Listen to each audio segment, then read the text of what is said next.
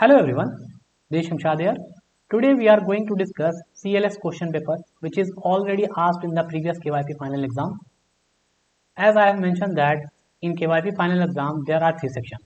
यानी कोई भी KYP final exam जब होता है उसमें 3 सेक्शन होता है, CIT, CLS एंड CSS. तो CIT का क्वेश्चन पेपर ऑलरेडी मैंने पहले वीडियो में डिस्कस कर दिया है. CIT को मैंने 3 पार्ट में डिवाइड किया था. MS वर्ड से रिलेटेड पूछा गया क्वेश्चन, MS पावर पॉइंट से रिलेटेड और MS एक्सेल से रिलेटेड जो क्वेश्चन पूछा गया उन सबको मैंने 3 पार्ट में डिवाइड करके आपको ऑलरेडी वीडियो लेक्चर बना रखा है. आप अगर उसको नहीं देखें तो पहले उसको देखिए. देन आफ्टर मैंने CSS को 2 पार्ट में डिवाइड किया है वीडियो को, पार्ट 1 एंड पार्ट 2. उसमें मैंने CSS को काफी डिटेल से एक्सप्लेन किया है कि CSS में क्वेश्चन पेपर को कैसे डील करना है और कैसे उसको सॉल्व करना है. आज हम लोग जो स्टडी करने जा रहे हैं, आज हम लोग जो एक्सप्लेन करने जा रहे हैं जिस क्वेश्चन पेपर को, उसका नाम है CLS यानी लैंग्वेज स्किल. हम लोगों ने सॉफ्ट स्किल देख लिया, हम लोगों ने इंफॉर्मेशन टेक्नोलॉजी स्किल देख लिया. आज हम लोग देखने जा रहे हैं लैंग्वेज स्किल यानी सर्टिफिकेट इन लैंग्वेज स्किल में हम लोगों को क्या पढ़ना है और उसमें किस टाइप का क्वेश्चन एग्जामिनेशन में, फाइनल एग्जामिनेशन में पूछे जाते हैं और उसको कैसे आंसर करना होता है. तो यहाँ पे क्या होता है, CLS में जो फाइनल एग्जाम में, KYP के फाइनल एग्जाम में जो क्वेश्चन पूछे जाते हैं वो टोटल कितना होता है 67 और टाइम ड्यूरेशन कितना होता है 40 मिनट का. इस 40 मिनट के टाइम ड्यूरेशन में आपको इस 67 क्वेश्चन का आंसर करना होता है और सही सही आंसर करना होता है. अगर आपने 40% से कम मार्क्स लाया, इवन अभी तो चेंज हो रहा है रूल रेगुलेशन, 60% को लिया जा रहा है क्राइटेरिया कि 60% से कम अगर आपका मार्क्स आया तो आप फेल कर जाएंगे. तो यानी आपको अगर कैलकुलेट करेंगे कि 40 मिनट्स टाइम है, टोटल कितना है 67 क्वेश्चन है, तो 67 क्वेश्चन में आपको 40 मिनट्स में इसको सॉल्व करना है. तो चलिए हम लोग स्टार्ट करते हैं. कैसे, ये क्वेश्चन बहुत ईजी होता है, ठीक है. CLS हो या CIT हो या CSS हो, अगर आपने ठीक से पढ़ा है, ठीक से आपने KYP का प्रैक्टिकल सेशन जो है, लैब सेशन और क्लासरूम सेशन को अच्छे से किया है, तो आपसे ये क्वेश्चन आसानी से बन जाएगा. और अगर आपने नहीं किया है तो डेफिनेटली आपको प्रॉब्लम होगी. तो मेरा ये सजेशन है कि पहले आप प्रैक्टिस करके क्वेश्चन पेपर को जाएं, क्वेश्चन सेट को अगर प्रैक्टिस करके जाएंगे तो मे भी आपको सॉल्व करने में काफ़ी आसानी होगी. तो चलिए स्टार्ट करते हैं इस क्वेश्चन पेपर को. सबसे पहला क्वेश्चन क्या है, इसमें जो भी क्वेश्चन पूछे जाते हैं वो ज़्यादातर वर्ब से रिलेटेड होते हैं या मॉडल वर्ब होते हैं उसमें, या ऑक्सिलरी वर्ब होते हैं. यही सारा भरने के लिए पूछा जाता है, या फिर ट्रांसलेशन होता है Hindi to English, English to Hindi. ये सारा बहुत ईजी होता है, बेसिक होता है. अगर आप 10th तक इंग्लिश यानी आप अपने स्टैंडर्ड 10th तक अगर आपने इंग्लिश को सही से पढ़ा है तो आप उसी के बेसिस पे इसको सॉल्व कर सकते हैं. ओके, ये इतना इजी होता है. चलिए स्टार्ट करते हैं. पहला ही क्वेश्चन आपको दिख रहा है, द स्विमिंग पूल. ये सब कोई जानते हैं कि स्विमिंग पूल क्या होता है. तो इसमें भराएगा opens. Opens at which time 7 AM in the morning. तो इसमें 3 ऑप्शन दिया हुआ, 3 में से आप जो चूज करना चाहें कर सकते हैं, लेकिन यहाँ पे सही ऑप्शन क्या होगा, ओपन्स. तो आपका क्या होगा, स्विमिंग पूल में क्या होगा, opens eight 7 AM in the morning. आगे चलते हैं, फिल इन द ब्लैंक. इसमें क्या रहा है कि आपको ऐसा फिल इन द ब्लैंक भरना है ताकि ये क्या हो जाए, भरने के बाद यानी जो भी आप इसमें वर्ब भरेंगे उसके भरने के बाद क्या हो जाए, ये ऑर्डर में कन्वर्ट हो जाए, बिकम एन ऑर्डर. यानी ऐसा लगा कि ऑर्डर दिया जा रहा है कोई काम करने के लिए, ये मत काम मत करो, डोंट डू दिस, ठीक है, वहां जाओ, गो देयर. इस तरह से होता है, कोई ऑर्डर दिया जाता है तो इस तरह का सेंटेंस होना चाहिए कि ऑर्डर लग रहा है कि ऑर्डर दिया जाए. तो यहाँ पे आगे लिखा हुआ डोंट. डोंट के आगे आपको बढ़ना है the animal in the zoo. तो डोंट क्या होना चाहिए, यहाँ पे क्या है, फीड, फीडिंग, फीड्स. तो डोंट के बाद होता है V1 हमेशा यूज होता है, तो डोंट क्या होगा, फीड. फीड का मतलब होता है खाना खिलाना. यानी कि आपको ये कहा जा रहा है कि आप एनिमल, जानवरों को जू में खाना ना खिलाएं. ओके, जानवरों को जू में खाना ना दें, क्योंकि वो क्या हो सकता है, आप खाने के चक्कर में अगर आप बढ़ा रहे हैं तो आपका हाथ भी में भी खिंचा जा सकता है, या भी कुछ भी आपके साथ इंसिडेंट हो सकता है. उसकी सेफ्टी पर्पज के लिए कहा जा रहा है कि जब भी आप जू जाएं घूमने के लिए, जानवरों को खाना ना खिलाएं डायरेक्ट. ओके, उनके लिए क्या होता है, प्रॉपर्ली वहाँ होते हैं टीम मेंबर होते हैं जो उसका देखभाल करते हैं, वो केयर टेकर वो लोग करेंगे. ओके, चलिए आगे बढ़ते हैं. इसमें भी ऑर्डर कहा जा रहा है डोंट. डोंट जहाँ है तो हम क्या करेंगे, V1 don't play. Don't play football in the yard.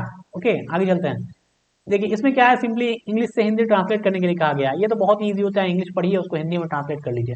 तो इसमें क्या है, if only you will learn how to use the internet you will see just how fantastic it is. Grandpa. Grandpa means what, दादा. तो दादाजी के बारे में कहा जा रहा है कि दादाजी if you will learn how to use internet. अगर आप सीख जाएंगे कि इंटरनेट कैसे यूज होता है तो यू विल सी, आप देखेंगे कि ये कितना अच्छा, कितना इंटरेस्टिंग है, कितना शानदार है. ये दादाजी इसके बारे में कहा जा रहा है. तो देखिए इस तरह का यहाँ पे हिंदी ट्रांसलेशन कहीं भी दिख रहा है. अगर वह केवल, यहाँ पे क्या कर रहा है, इफ ओनली यू, यानी कि अगर आप केवल, यानी दादाजी हैं तो आप केवल. अगर हम बात करेंगे इफ ओनली यू मीन्स तुम, लेकिन दादाजी हैं तो रिस्पेक्ट में क्या बोलेंगे, आप. तो यदि आप केवल, देखिए यहाँ वह केवल है, यहाँ आप केवल है, यहाँ वह है, और बाकी आगे का भी सेंटेंस बनेगा. तो जनरली हिंदी से इंग्लिश ट्रांसलेशन करने में बहुत ईजी रहता है. 1-2 वर्ड चेंज रहता है, बाकी सब सेम रहता है. आप उसको ध्यान दीजिए कौन सा वर्ड चेंज है और क्या इंग्लिश में कह रहा है, उसी के अकॉर्डिंग एक एक वर्ड करके ट्रांसलेट कीजिएगा, आसानी से मिल जाएगा. यहाँ देखिए, इसको देखिए, और ये सेम वर्ड दे रहा है. यदि आप, दादा को कहा जा रहा है, यदि आप केवल इंटरनेट का उपयोग करना सीखेंगे तो आप देखेंगे कि यह कितना शानदार है दादा. ओके, तो दादा को ये बताया जा रहा है कि इंटरनेट कितना शानदार है. अगर आप इसको यूज करना सीख जाएंगे तब आपको पता चलेगा। ओके, तो ये एकदम सिंपल सा है, इंग्लिश है, उसको हिंदी में ट्रांसलेट कर देना। चलिए आगे देखते हैं। Is my mobile and that is yours on the shelf over there. कह रहा है क्या होना चाहिए, ये कहा जा रहा है कि मोबाइल मेरा मोबाइल है और वो जो वहां रखा हुआ है सेल्फ में, सेल्फ के ऊपर वो तुम्हारा है। तो ये क्या होना चाहिए, इसका मतलब होना चाहिए दिस या दीज। तो सिंपल ऐसे मोबाइल क्या है, सिंगल टेंस है, सिंगल है, सिंगल के लिए क्या होगा, दिस यूज होगा। दीज होता है ढेर सारे, जैसे कहा जाए कोई चीज रहेगा अगर ढेर सारे क्वांटिटी में रहेगा तब उसको कहेंगे दीज। यहाँ पे क्या है, एक मोबाइल के बारे में कहा जा रहा है तो ये सिंगुलर टेंस हो गया, इसमें क्या हो जाएगा, दिस लगेगा। दिस इज माई मोबाइल, यानी ये मेरा मोबाइल है, एंड दैट इज योर, वो आपका है जो सेल्फ के ऊपर रखा हुआ है। ओके, आगे चलते हैं। माई सन क्या होगा, क्या करेगा, like a video game for his birthday, यानी कि मेरा सन पसंद करता है वीडियो गेम, एक बर्थडे उसके बर्थडे में। तो ये तो ऐसा सेंटेंस कुछ सही नहीं लगेगा। वुड लाइक एक बहुत ही इंपॉर्टेंट, देखिए ये एक मॉडल वर्ब है जो बहुत ही इंपॉर्टेंट है। वुड लाइक याद रखिएगा इसका, ये जहां लगता है उसमें कहा जाता है चाहूंगा, मतलब मैं ऐसा करना चाहूंगा, मैं I would like to do, ठीक है, मुझे ये पसंद होगा, आई वुड लाइक, ठीक है, मैं वहां जाना चाहूंगा, I would like to go there. यानी जहां वुड लाइक लगेगा, चाहूंगा, करूंगा, इस तरह का सेंटेंस होगा तो, यानी आपको ये पसंद होगा, यू वुड लाइक, ठीक है। तो इस तरह का सेंटेंस आपको कहीं भी देखेगा तो वुड लाइक लगाना वहां पे, मतलब वुड लाइक लगाइएगा तो modal verb would like use होता है।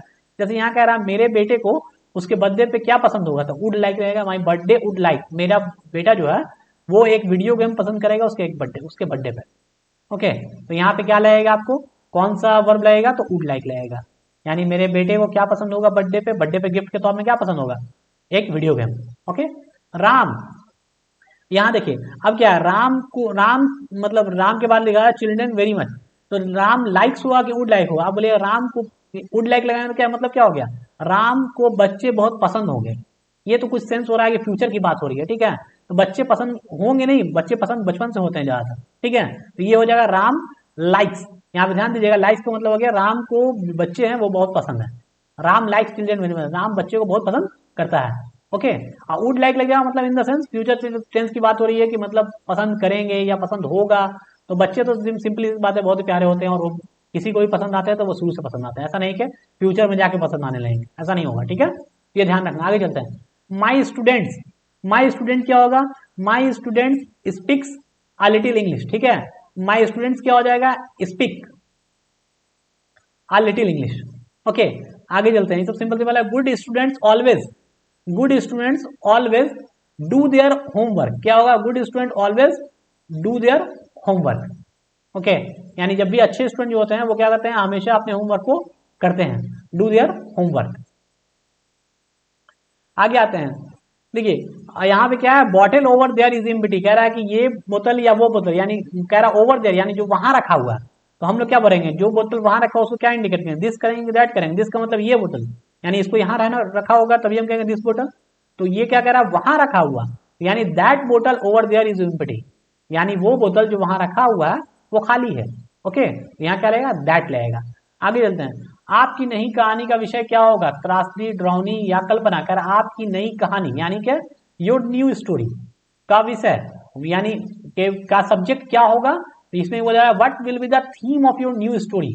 देखिए तो इसमें ठीक ठीक आ रहा है, what will be the theme of your new story, यानी आपके कहानी का थीम का मतलब विषय क्या होगा, आपकी नई कहानी, न्यू लगा हुआ है तो मतलब नई कहानी। अब आगे देखते हैं, what will have been the theme of your story, यहाँ पे क्या बोल रहा है, बात हो रहा है विल हैव बीन, ये फ्यूचर टेंस की बात हो रही है, तो इसमें हम लोग नहीं जाएंगे क्योंकि यहाँ पे क्या बोल रहा है कि आपकी नई कहानी का विषय क्या होगा, व्हाट विल बी, इसमें हैव बीन लगेगा मतलब हो चुका होगा या होगा, ऐसा अगर टेंस रहता है तब हैव बीन लगता है, ठीक है। तो यहाँ क्या कर रहे हैं, ये वाला नहीं होगा। आगे चलते हैं, व्हाट वाज यानी पास्ट टेंस की बात हो रही है, पास्ट टेंस भी नहीं है, यहाँ कह रहा है कि मतलब आगे के बारे में, फ्यूचर के बारे में बोल रहा है, लेकिन फ्यूचर के बारे में ये नहीं कह रहा है कि हो चुका होगा, ऐसा नहीं, कि मतलब क्या होगा, सिंपली व्हाट विल। तो what will be the theme of your story, देखिए ये भी ठीक लग रहा है, what will be the theme of your story, new tragedy, horror और ओल्ड फैंटेसी। न्यू ट्रेजेडी मतलब नया त्रासदी, हॉरर मतलब डरावना, और ओल्ड स्टोरी, ओल्ड फैंटेसी का मतलब हो गया क्या, कि पुराना कल्पना। तो यहाँ पुराना तो लिखा हुआ नहीं है, तो ये ओल्ड वाला सेंटेंस होगा नहीं, क्योंकि यहाँ त्रासदी के आगे न्यू भी नहीं भी ना लिखा हुआ है, तो यहाँ न्यू भी नहीं होगा, यानी ये वाला भी नहीं होगा। ये तो ऑलरेडी पास्ट में है तो नहीं होगा, ये ऑलरेडी कहा गया चुका होगा, चुकी होगी, या होगा, ये इस तरह से सेंटेंस फ्यूचर में है तो ये भी नहीं होगा। तो बचा कौन, ये सिर्फ इसमें सेंटेंस कह रहा है कि what will be the theme of your new story, tragedy, horror और फैंटेसी, यानी आपके मूवी का यानी आपकी कहानी का नया थीम क्या होगा, ट्रेजेडी होगा कि हॉरर होगा कि फैंटेसी होगा, किस टाइप का बनने वाला है नया कहानी। ओके आगे चलते हैं। Which is the correct sentence, मतलब करेक्ट सेंटेंस बताना है कौन सा सेंटेंस करेक्ट है। तो सिंपली उसमें देखना होता है कि subject, auxiliary verb, helping verb, main verb जो है सब प्रॉपर सेंटेंस सिस्टमेटिक आना चाहिए। ऐसा नहीं कि उछल उछल के इधर उधर घूम रहा है और उसको आप सही कर रहे हैं। तो यहाँ देखिए क्या कह रहा है, I always eat vegetables and fruit. तो क्या मतलब हो गया, मैं हमेशा वेजिटेबल यानी सब्जी और फल खाता हूँ। ठीक है, ये हो गया I eat vegetables and always fruit, मैं हमेशा सब्जी खाता हूँ एंड हमेशा मैं सब्जी खाता हूँ एंड हमेशा फल खाता हूँ। ये इस तरह सेंटेंस नहीं कहा था कि मैं हमेशा सब्जी एंड फल खाता हूँ। तो ये क्या हो जाएगा, I always eat vegetables and fruits. आगे चलते हैं। राम जी इज ए क्या हो जाएगा, गार्डनर देन संतोष। यहाँ कंपैरिजन किया जा रहा है, राम जी और संतोष में कंपैरिजन किया जा रहा है। जहां भी कंपैरिजन होता है वहां क्या होता है, देन लगा होता है, ही इज बेटर देन। तो हमेशा देखिएगा जब भी बेटर होता है तो उसमें क्या लगेगा, देन लगा रहेगा। तो यहाँ बेटर लगा हुआ है, गुड बेटर दिखाई दे रहा है, यहाँ लेस बेटर, यहाँ बेटर, यहाँ गुड। तो गुड तो हो ही नहीं सकता क्योंकि यहाँ पे देन लगा हुआ है। तो गुड कंपैरिजन करने के लिए नहीं यूज होता है, कंपैरिजन करने के लिए क्या यूज होता है, कंपैरिजन करने के लिए देन यूज होता है। तो हम लोग यहाँ बात करेंगे तो देन तो लगेगा ही, देन तो लगा ही वो ऑलरेडी। तो ये क्या हो जाएगा, बेटर होगा या लेस बेटर होगा, तो बेटर ही होगा क्योंकि लेस बेटर का मतलब हो जाएगा क्या, कम, कम भी और अच्छा भी। बेटर का मतलब क्या होता है, कंपैरिजन कर रहे हैं कि इससे इसके बीच में ये अच्छा है लेकिन फिर लेस लगा दिया, कोई सेंस नहीं बन रहा है। तो यहाँ पे क्या होगा, Ram ji is a better gardener than Santosh. इसका मतलब ये हो गया राम जी जो है संतोष से अच्छे माली है। ओके, गार्डनर का मतलब क्या होता है, माली, उससे अच्छे कंपैरिजन किया जा रहा है। चलिए, व्हाट डज क्या, ये क्या है, मतलब व्हाट डज नोटिस से, जो नोटिस है वो क्या कह रहा है, व्हाट डज कौन सा होगा, दैट नोटिस क्या होता है, कहीं पे लगा रहता है। तो हम लोग किसी दोस्त से पूछ रहे हैं तो हम लोग किस तरह से पूछेंगे, व्हाट डज दैट नोटिस से, यानी वो जो नोटिस लगा हुआ है वो क्या कह रहा है, मतलब उसका मतलब क्या हो रहा है। यहाँ क्या लगेगा, दैट। दे, देखिए दे के साथ क्या लगता है, हमेशा हैव लगता है, याद रखिए दे के साथ हमेशा हैव लगता है। किसके साथ हैव लगता है, तो याद रखिएगा ही शी नेम के साथ हैज लगता है, ही शी नेम के साथ हैज लगेगा। Okay, third person. और यू, वी, आई जो देख रहे हैं ये सब क्या है, हैव लगेगा, I have, they have, you have. Okay, first person और सेकंड पर्सन उसके साथ क्या लगता है, हैव। थर्ड पर्सन और नेम के साथ क्या लगता है, हैज लगता है। तो याद रखिएगा साहब, भी बहुत इंपॉर्टेंट है क्योंकि ये ग्रामर का स्ट्रक्चर है और अगर ये सब याद नहीं रहेगा तो आपसे सब नहीं बनने वाला है। तो यहाँ क्या लगेगा, दे हैव। ओके आगे चलते हैं। You riding non stop for hours, तो you must be very tired. कह रहा है कि आप जो है बहुत देर से सफर कर रहे हैं, मतलब बहुत देर से सवारी कर रहे हैं तो आप बहुत थक चुके होंगे। तो ये क्या होगा, यू हैव बीन होगा कि हैज बीन होगा कि हैविंग बीन होगा। तो पहले ही मैंने बताया यू के साथ क्या लगता है, हैव लगता है। तो you have been riding non stop for hours, so you must be very tired. Okay, you के साथ हमेशा याद रखेगा आई, यू, वी के साथ क्या लगता है, हैव। ही, शी, नेम के साथ क्या लगता है, हैज। जैसे कि शी आ गया, फिर मालूम है इसमें क्या लगेगा, हैज लगेगा या डज लगेगा। तो यहाँ शी है तो शी के साथ क्या लगेगा, शी डज नॉट। याद रखिएगा ये सब, ठीक है, ये बहुत ही बेसिक चीजें हैं। शी के साथ क्या लगता है, यानी शी, ही, शी और नेम्स के साथ क्या लगेगा, डज लगेगा। तो यहाँ शी है तो शी के साथ क्या लगेगा, she does not, she doesn जिसको कहते हैं साथ में जाओ तो क्या लगेगा, she doesn't want to stay at home, वो घर पे रहना नहीं चाहती है। ओके आगे चलता है। इसलिए हमें कल दोपहर के बाद कुछ बारिश दिखने की संभावना है। तो ये हिंदी है, इसको इंग्लिश में करने के लिए कह रहा है। इसलिए मतलब देयरफॉर, हमें कल दोपहर के बाद, मतलब वी, हमें का मतलब है वी, कल दोपहर के बाद यानी after later part of the morning कह सकते हैं, या लेटर पार्ट ऑफ द मतलब मॉर्निंग के बाद, यानी दोपहर का मतलब क्या हो गया, लेटर पार्ट ऑफ टुमारो, यानी कि जो कल सुबह होगा उसके बाद दोपहर होगा, तो सुबह के बाद जो होगा वो किस तरह का, हम कुछ बारिश दिखने की संभावना है। तो यहाँ देखिए कौन सा हो जाएगा, यानी कहा फ्यूचर में कहा दिखने की संभावना, यानी विल रहेगा। तो यहाँ देखिए देयरफॉर इट वाज है, वाज तो पास्ट टेंस होता है तो ये नहीं हो सकता। आगे करेंगे, therefore it is likely that they will see some showers in the later part of the tomorrow. ये इसका मतलब हो रहा है कि वो लोग, इसलिए वो लोग क्या है, इट इज लाइकली मतलब ये संभावना है, दैट दे विल सी यानी वे लोग। तो यहाँ क्या बोल रहा है, हम लोग, इसलिए हमें। तो ये क्या कह रहा है, दे का मतलब वे। तो हमें का मतलब हमें कहां से आएगा, ये वाला नहीं होगा क्योंकि ये क्या कह रहा है, दे नहीं, जबकि हमें का मतलब हुआ वी। तो therefore it is likely that we will, देखिए यहाँ वी आ गया, we will see some showers in the later part of the tomorrow. तो ये कुछ ठीक लग रहा है, लेकिन इसमें और इसमें क्या डिफरेंस है देख लें। Therefore it is likely that we will see some later showers in the part of the tomorrow. तो ये सेंटेंस जो है स्ट्रक्चर नहीं है, क्योंकि यहाँ पे कहा we will see some later showers, इसका मतलब हो गया कुछ बाद में वर्षा, कुछ बाद वर्षा। ठीक है, तो यहाँ ये सेंटेंस क्या है, उल्टा हो गया है, इसलिए ये नहीं हो सकता है। सेंटेंस सही कौन होगा, ये सी सही होगा। therefore it is likely that we will see some showers in the latter part of the tomorrow. तो इसलिए ये संभावना है कि हम लोग कल दोपहर के बाद बारिश देख सकते हैं, यानी बारिश देखने की संभावना है। आगे चलते दे बताया, दे के साथ क्या लगता है, हैव लगता है कि हैव लगता है, तो हैव लगता है, आंख बंद कर लिया, सब बच्चे वाला चीज है, बार बार वही चीज आता है, तो याद रखिएगा। ही शी नेम के साथ हैज लगता है, यू वी और दे के साथ क्या लगता है, हैव लगता है। आगे चलिए, ऑर्डर जहां बोलेंगे वहां बोला V1 लगता है, तो यहाँ क्या ऑर्डर करना है, तो अप स्टेयर ऊपर जाओ, यानी गो, गो अप स्टेयर ऊपर जाओ। ओके आगे चलते हैं, इट के साथ क्या लगेगा, it at 9 AM in the evening it closes, मतलब ये बंद हो जाता है 9 AM को, शाम में 9 यानी रात के 9 बजे ये बंद हो जाता है। ओके आगे चलें, डोंट जहां डोंट लगा वहां V1 लगाता है, डोंट टॉक, ठीक है, don't talk during the lesson, ये V1 हो गया, ठीक है, सिंपली दिखाई दे रहा है V1। अच्छा V1 V2 V3 V4 V5 ये सब याद रखिएगा, बहुत जरूरी है। V1 में क्या होता है, सिंपल वर्ब होता है, V2 क्या होता है, उसका प्रेजेंट पास्ट के फॉर्म में लगता है, V2 क्या हो जाएगा, उसका पास्ट फॉर्म में हो जाता है, V3 हैज हैव के साथ यूज होता है, V4 क्या होता है, ING यानी कि प्रेजेंट कंटिन्यूअस टेंस के साथ यूज होता है, जहां पर रहा है, रही है, रहे लग रहा था। और V5 क्या होता है, V1 में SEIS लगा के बनाया, तो सब बेसिक चीजें आपको पता होगा योग, तो ये सब आप ध्यान रखिएगा, तो आप आराम से इसको सॉल्व कर सकते हैं, और अगर नहीं पता है तो आपको ये सब सीखने की जरूरत है। आगे चलते हैं, which is the correct sentence, he reads the sometimes newspaper, तो ये सेंटेंस को सही हो रहा है, he reads the sometimes newspaper, he sometimes reads the newspaper, ये सही है कि वो कभी कभी क्या होता है, न्यूज़पेपर पढ़ता है, ठीक है। आगे चलते हैं, which is the correct sentence, Farah often plays tennis on Sunday, Farah plays tennis on often Sunday, तो ये क्या है, ये इरेगुलर सेंटेंस है, कोई स्ट्रक्चर नहीं है, क्योंकि क्या होना चाहिए, पहले आपका हमेशा याद रखिएगा, पहले क्या है, पढ़ा ऑफन, पढ़ा अक्सर, प्लेज टेनिस ऑन संडे, पढ़ा अक्सर संडे को क्या खेलती है, टेनिस खेलती है। ओके ऑफन जो है हमेशा वर्ब के V1 के पहले आएगा, वर्ब भी है प्ले, यहाँ प्लेस दिखाई दे रहा है, इससे ऑफन पहले आएगा। ओके आगे चलते हैं, what she do in her free time, what she लगा हुआ तो डज लगेगा, what does she do in her free time. Okay ही, देखिए यहाँ पे क्या है, ही के साथ क्या लगता है, हैज लगता है, ही हैज कॉल्ड। ओके लेकिन यहाँ पे क्या हो जाएगा, ही हैज कॉल्ड ना, ओके यहाँ पे नहीं लगेगा, कुछ नल रहेगा, क्यों रहेगा, क्योंकि यहाँ पे लिखा हुआ ऑलरेडी सेंटेंस, ये कंप्लीट सेंटेंस यही बता रहा है कि he called me twice in the morning, उसने मुझे सुबह में 2 बार पुकारा, ठीक है, he called me twice in the morning, जिसमें कोई भी वर्ब लगाने की जरूरत नहीं है, कोई भी ऑक्सिलरी वर्ब यहाँ पे लगाने की जरूरत नहीं है, तो ये इसमें से तीनों में से कोई नहीं लगेगा, इसमें आंसर क्या हो जाएगा, नन।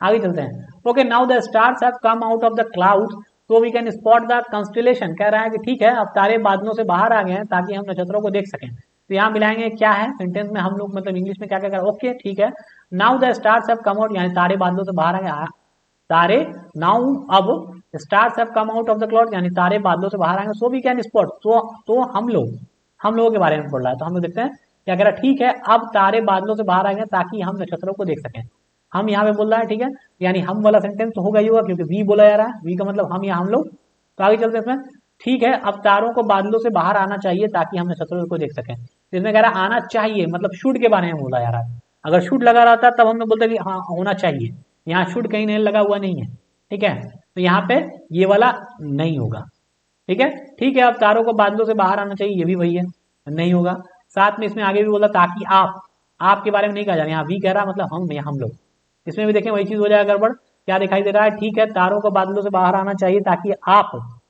आप यानी यहाँ भी वही सेंस है, और यहाँ क्या आना चाहिए, जहां जहां लगा मतलब क्या शुड, जबकि ये शुड यहाँ पे नहीं है, तो आपका आंसर क्या हो जाएगा, ऑप्शन ए, इसका मतलब क्या, ठीक है अब तारों को बादलों से बाहर आना चाहिए ताकि हम नक्षत्रों को देख सकें। ओके आगे चलते हैं, यू शुड नॉट, अभी मैंने कहा शुड का मतलब होता है चाहिए, यू शुड नॉट मतलब तुमको, हैव, यू शुड नॉट मतलब तुमको नहीं चाहिए, have called him a fool, तुमको उसे बेवकूफ नहीं बुलाना चाहिए, you should not have called him a fool मतलब तुमको उसे बेवकूफ बोलकर नहीं बुलाना चाहिए। ओके आगे चलते हैं, यू के साथ मालूम है कि हैव लगता है, you should not have, which is the correct sentence, they often गो, बताया तो ऑफन के बाद क्या होता है, हमेशा वर्ब से पहले आता है often, they often go to the movies. आगे चलते हैं, अनीता के बाद क्या होता है, V5 लगता है हमेशा, ही सी नेम्स के साथ क्या होता है, V5 लगता है या हैज लगता है, हैज वाला सेंटेंस नहीं है तो यहाँ क्या रहेगा, plays, Anita plays tennis very well.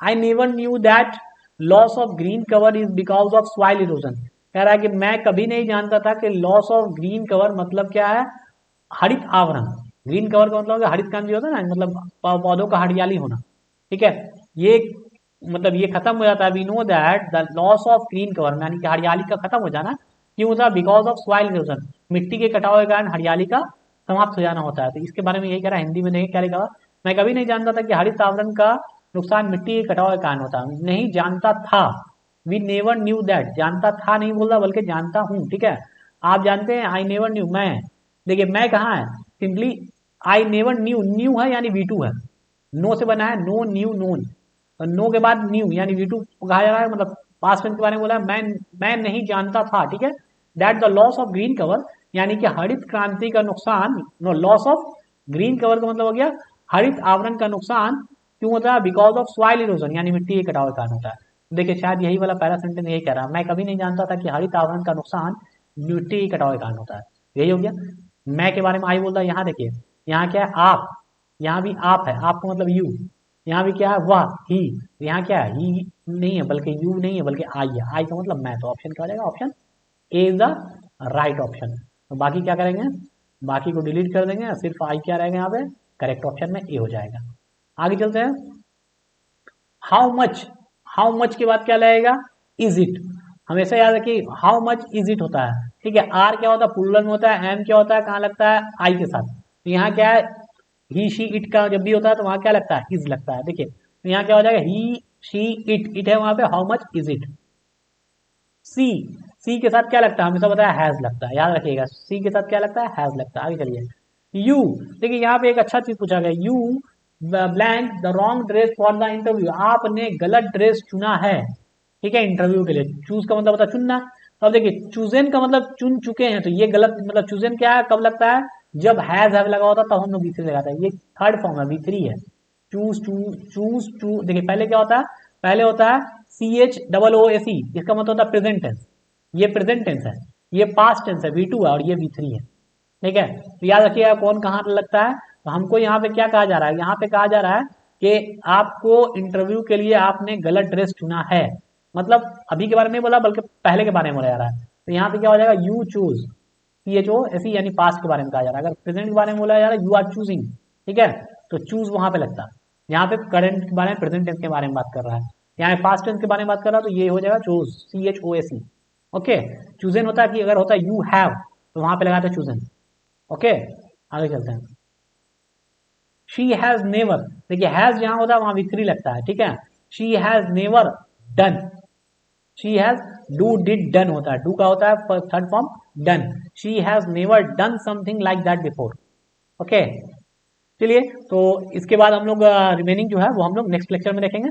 35 question तक हम लोग यहाँ पे कवर किए हैं, आपका सारा आंसर जो है मैंने इसका लास्ट में कवर कर रखा है। आपको पहले ही मैंने बता दिया 67 क्वेश्चन के लास्ट में जाइएगा, तो वहाँ पे मैंने एक आंसर शीट बना के पहले ही दे रखा है, ताकि आप लोग आसानी से यहाँ आके मिला सकें।